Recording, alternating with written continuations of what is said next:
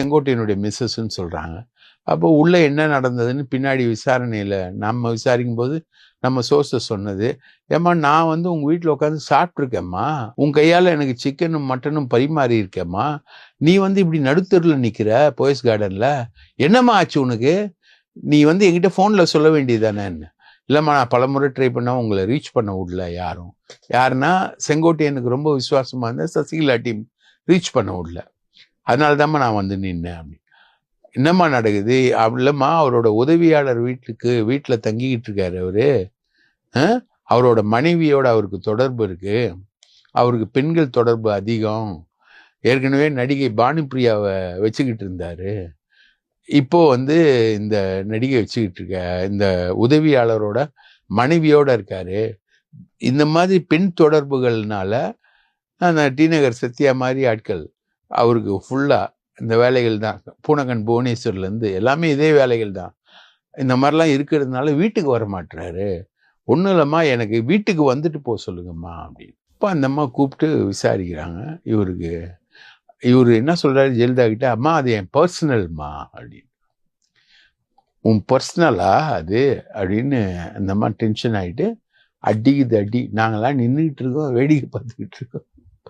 1/2 hourல செங்கோட்டையன் அமைச்சர் பதவி ரத்து, மாவட்ட செயலாளர் பதவி ரத்து, எம்எல்ஏவை தவிர எல்லாம் ரத்து, அடிச்சு தூக்கி போடுது இந்த அம்மா. இந்த மாதிரி பெண்கள் விஷயத்துல படு கேவலமான, இனிமேல் பட்டு விஜய்க்கு ரொம்ப நெருக்கமா இருக்க த்ரிஷாவும் கீர்த்தி சுரேஷும் ஜாகிரதையா இருக்கணும்.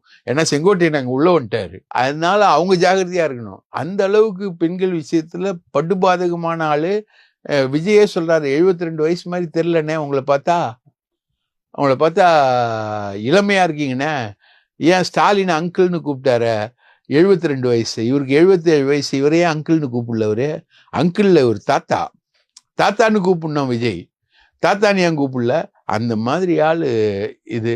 அப்போ அதுக்கு முன்னாடி வந்து போக்குவரத்து துறை அமைச்சராக இருந்து இவருக்கு பிஏவா இருந்தார் எழிலுக்கு தான் முதல்ல எம்எல்ஏ சீட் எம்ஜிஆர் கொடுத்தாரு, எழில கெஞ்சி கூத்தாடி அந்த எம்எல்ஏ சீட்டை இவர் வாங்கினார் சத்தியமங்கலம் தொகுதியில. ஒரு தடவை சத்தியமங்கலம் தொகுதியில தான் அவர் முதல் தடவை ஜெயிக்கிறாரு, அதுக்கப்புறம் தான் கோபி தொகுதி. இப்படி போகுது அவரோட லைஃப், பர்சனல் லைஃப் பயங்கர மோசமான பர்சனல் லைஃப், படு மோசமான பர்சனல் லைஃப், ரைட்டுங்களா. அந்த மாதிரி ஆளு.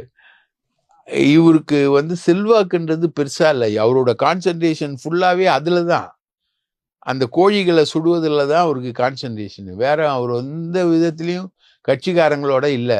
ஐஎஸ்து மதுசூதனை அவ்வளோதான். பாக்கி அவர் என்ன பண்ணாரு, என்னை வந்து சிஎம் ஆக்குங்க அப்படின்னு அமித்ஷாட்ட போய் கேட்டாரு, நான் வந்து எல்லாரையும் ஒருங்கிணைக்கிறேன் அப்படின்லாம் சொன்னாரு. அவன் போயா வேலையை பார்த்துட்டு உன்னால அதெல்லாம் முடியாது அப்படின்னு அவங்க சொல்லி அனுப்பிச்சிட்டாங்க. கடைசி கட்டத்தில் அவங்க நிராகரிச்சதுனால்தான் அவர் போய் தாவேகால சேர்றாரு.